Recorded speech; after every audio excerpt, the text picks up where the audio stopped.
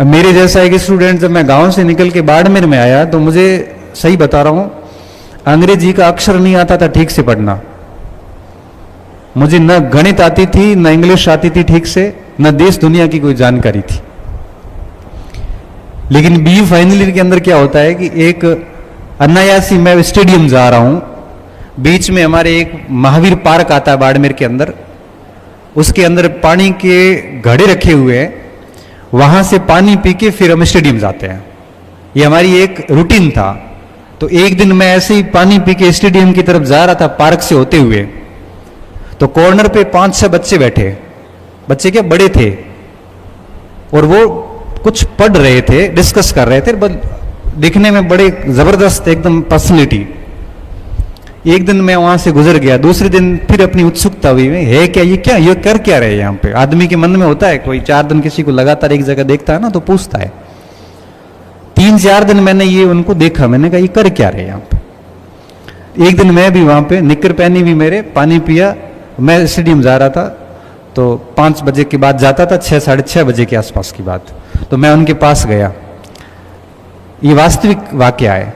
वहां पास गया तो मैंने पूछा उनको, थोड़ी देर बैठा तो मैं तो ऐसे शरीर में पतला सा ही था, ऐसे बच्चा था ही था, उस समय तो बहुत बच्चा सा था। आज सोचो, आज से 16 साल पहले मैं कैसा दिखता हूँ, अब भी ऐसा हूं। तो मैंने उसको पूछा उनको, मैंने कहा भाई साहब आप किसकी तैयारी कर रहे हो। तो उन्होंने मुझे कुछ नहीं बताया, ऐसे देख के, और वो चुपचाप बैठे, उन्होंने बैठ जा। तो मैं बैठ गया। तो वो उस समय किसी इंटरनेशनल इश्यूज पे बात कर रहे थे। मैंने उनको सुना, बड़ा अच्छा बोल रहे थे, कोई इंग्लिश में बात रख रहा था, कोई हिंदी इंग्लिश मिक्स बोल रहा था। मेरे लिए वो सब बड़े भगवान से हो गए, कितनी जबरदस्त तरीके से बोलते हैं। फिर 1-2 दिन में और आया, फिर मैंने कहा यार मेरे को इस ग्रुप में शामिल करो ना, मैं भी शाम को 1 घंटे आपके पास आना चाहता हूं। तो उन्होंने कहा ग्रुप में शामिल होने के लिए आपको पढ़ के आना पड़ेगा, फिर हम डिस्कस करते हैं, तो आपको भी उसमें अपना भाग लेना पड़ेगा, नहीं तो हम चुपचाप ऐसे बैठने वालों को यहां स्वीकार नहीं करेंगे। तो मैंने कहा किताब बता दो, मैं वो पढ़ के आ जाऊंगा। तो उन्होंने करंट अफेयर्स की कोई मैगजीन्स बताई, वो करंट पे डिस्कस करते थे इवनिंग में। बाद में मुझे इतना पता चल गया। तो इस महीने की किताब लेके आना, पढ़ के आना कल से। मैं ठीक है, मैं गया मार्केट, किताब लेके आया, उनका डिस्कशन शुरू हुआ। मैंने भी कोई एक आधा तथ्य बताया, ज्यादा मैं बोल नहीं पाया। ऐसे करते करते 10 दिन आया तो उनको लगा कि भाई बच्चा सिंसियर है। अब वो मेरा स्टेडियम जाना तो बंद हो गया और मैं पार्क में उनके पास आके पढ़ने लग गया। धीरे धीरे धीरे स्थिति ये हुई कि 1 महीना बीत गया। 1 महीने में हम सबको एक दूसरे को जानने लग गए। 1 महीने तक मुझे कुछ पता नहीं चला कि किसकी तैयारियां कर रहे हैं। फिर मुझे पता चला पूरी बातें, जिसमें एक बच्चा, एक गौरव चौधरी था जो IAS मेंस देके आया था, 3 के असिस्टेंट कमांडेंट के इंटरव्यू थे, सब UPSC पास थे, परीक्षा पास कर चुके थे, जिसका हमने फॉर्म भी नहीं भरा, जो हमारे लिए बहुत बड़ा सपना था कि ये कल्पना अतीत है, कल्पनाओं से परे है हमारे लिए, हम पास ही नहीं कर सकते। वो ये परीक्षा हम पास कर चुके हैं, तो मेरे लिए वो बहुत सम्मानीय हो गए। अब कहते हैं ना, किसी से ज्ञान अर्जित करना है, किसी से सारा ही सीखना है, तो उसका पूरा सम्मान करना पड़ता है। अगर आप अपने गुरुजी का सम्मान नहीं करते हैं या गुरुजी पे भरोसा नहीं करते, तो आप गुरुजी से एक भी बात सीख नहीं पाएंगे। सम्मान के बिना सीखना होता ही नहीं है। तो मेरे मन में उनका प्रति रिस्पेक्ट और बढ़ गई। अब देखते देखते मैंने भी उनके अनुसार किताबें लाई। अब एक ने मेरे को कहा कि तू हमारे साथ ही आ जा, पुलिस लाइन में रूम क्वार्टर लिया हुआ है। मैं उनके साथ रहने लग गया और मेरी लाइन चेंज हो गई। मेरे सारे जो दोस्त थे वो छूटने लग गए और ये नए दोस्त बनने लग गए। और 6-7 महीने के अंदर ये स्थिति आई कि मैं भी उनकी बराबरी में आने लग गया। और फिर जब अक्टूबर में असिस्टेंट कमांडेंट का पेपर आया, तो फर्स्ट पेपर में मेरे नंबर उन सबसे अधिक, क्योंकि जीके मेरा अच्छा था। तो उनको लगा कि भाई लड़का ठीक है वाकई में।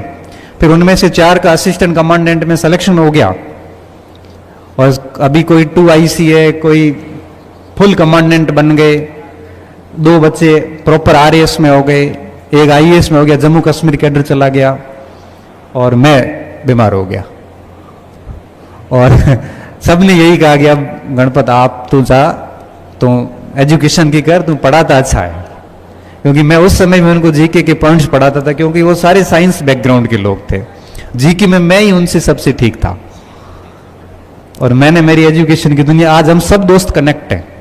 हमारा 10-12 का ग्रुप था, और आज ग्रुप में सारे राजपत्रित अधिकारी हैं। एक भी व्यक्ति राजपत्रित अधिकारी से नीचे नहीं है।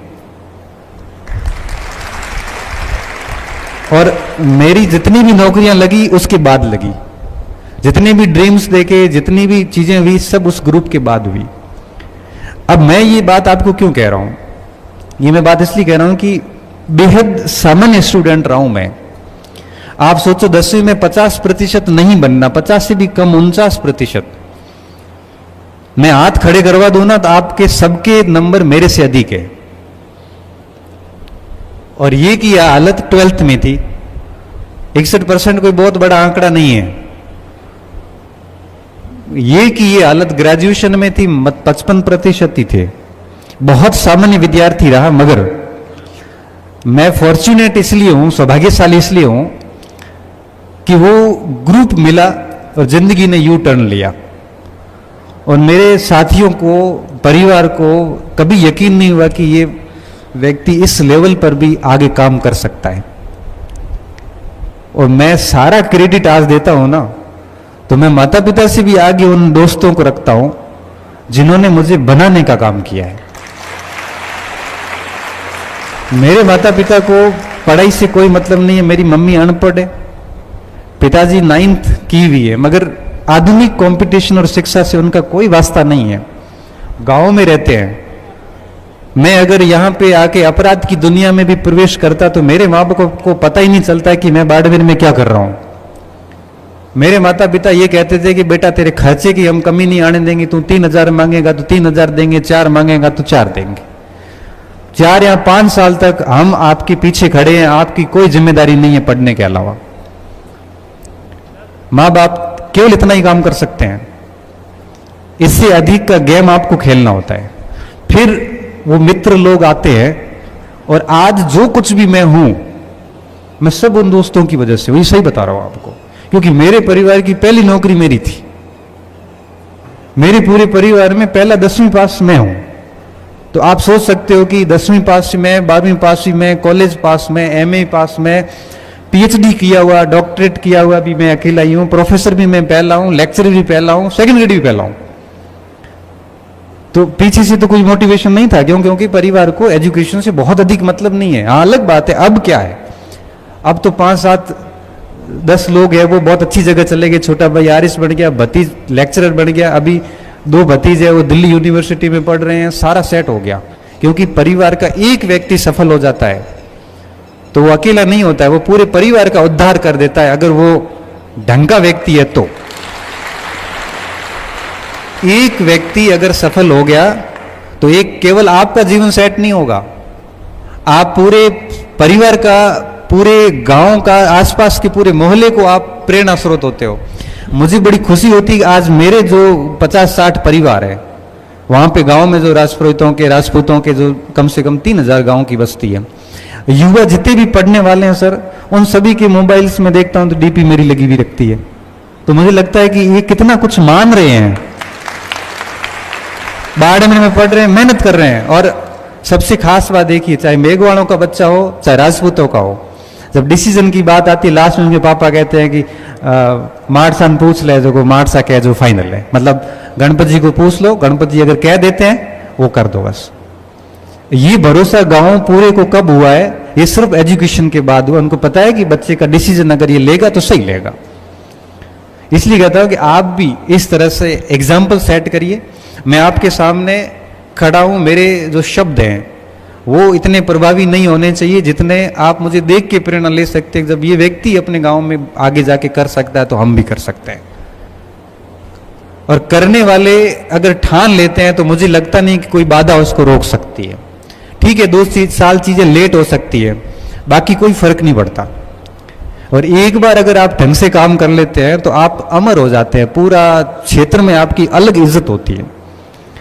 अब यहां से यहां तक की यात्रा कर लेते हैं। आपको अब आप सोचो ना कि मारवाड़ से किसी व्यक्ति को वागड़ कौन बुलाएगा। मैं शेखावाटी भी गया, मैं आगे हनुमानगढ़ गंगानगर भी जाता हूँ, अभी हाड़ौती भी गया था, मतलब हर जगह जाता हूँ और इसी स्तर का प्रेम मिलता है। तो ये सिर्फ एजुकेशन की बदौलत नसीब हुआ है। तो आपके पास में खूब अवसर है और 2-3 साल गहनता से मेहनत कीजिए। कोई किसी भी प्रकार का धोखा मत करना, न खुद के साथ न परिवार के साथ। अच्छी ग्रुप रखो। देखो गलत संगत में पड़ गए ना, अभी तो मजा आएगा। एक बार कॉलेज में क्लास ले रहा था, बाहर बारिश हो रही थी, 30-35 बच्चे पढ़ रहे थे और तो मैंने बच्चों को पूछा, मैंने कहा थारो मन है बाहर जाना, मतलब आपका मन हो रहा है बाहर जाने का, अच्छा लग रहा है ऐसे घूमो करो। तो कुछ बच्चे ऐसे हाँ देने वाले थे, लेकिन फिर बोले नहीं कि सर डांट देंगे। मैंने कहा देख बेटा, ये जो मजे ले रहे हैं ना, ये बाद में दुखी होंगे। अभी तुम अंदर दुखी हो रहा है, तुम बाद में मजे लेगा, क्योंकि आप अभी आनंद ले लोगे तो आगे की जिंदगी बड़ी कठिन है। आप अभी अपने आप को दुखी करोगे, सैक्रिफाइस करोगे, खूब मेहनत करोगे, तो आगे की जिंदगी बड़ी सम्मानजनक है। ये कहने को बड़ा आसान है कि 4 दिन का जीवन है, 4 दिन का नहीं, इतना लंबा है, हालत खराब कर देगा। आदमी का जीने का मोह भंग हो जाता है। ये कोई कहते हैं ना कि 4 दिन की जिंदगी है, क्या चलेगा साथ, क्या नहीं, 25-27 के बाद एवरेज हो जाओगे और उसके बाद 50 साल का जीवन है, एक एक दिन अपमान में जीना पड़ता है। ये बहुत गलत बात है कि 4 दिन की जिंदगी में, जिंदगी इतनी बड़ी है कि मैं कह रहा हूं कटी नहीं कटे, ऐसी हालत हो जाती है।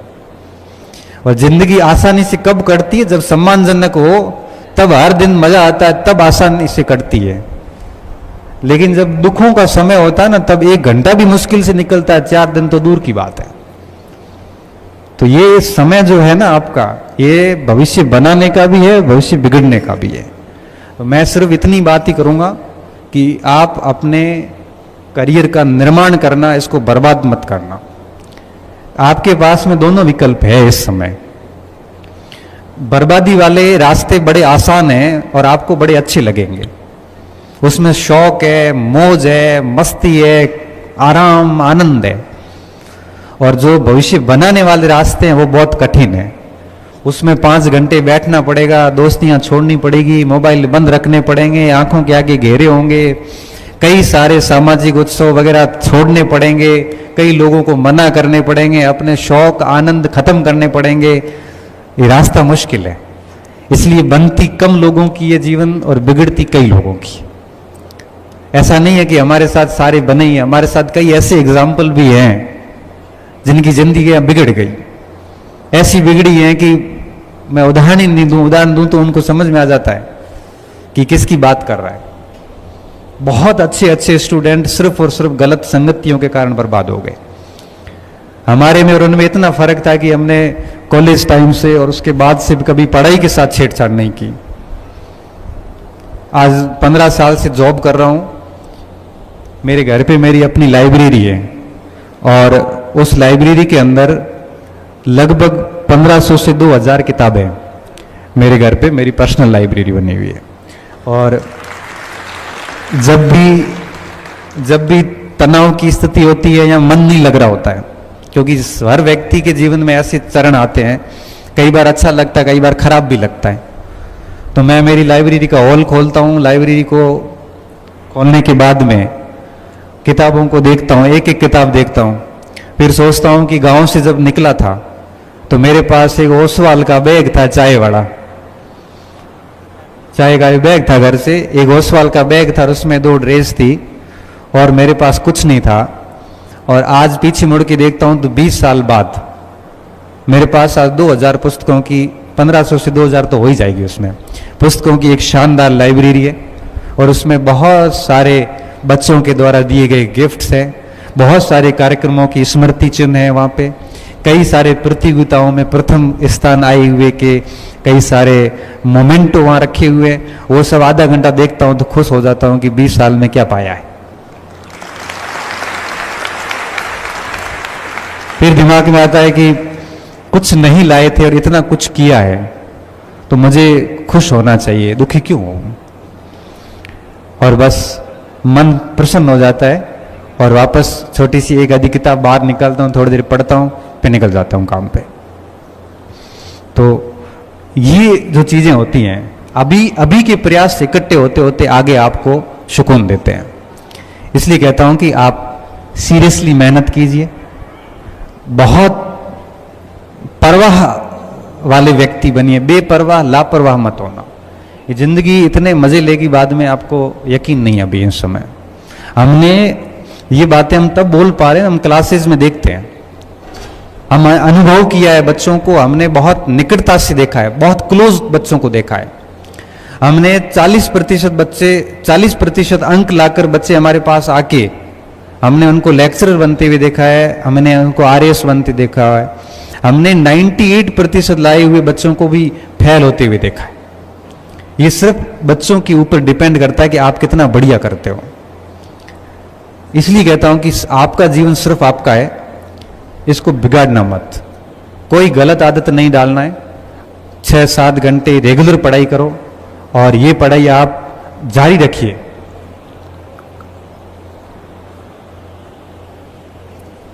कम से कम 3 साल तक जारी रखिए इसको।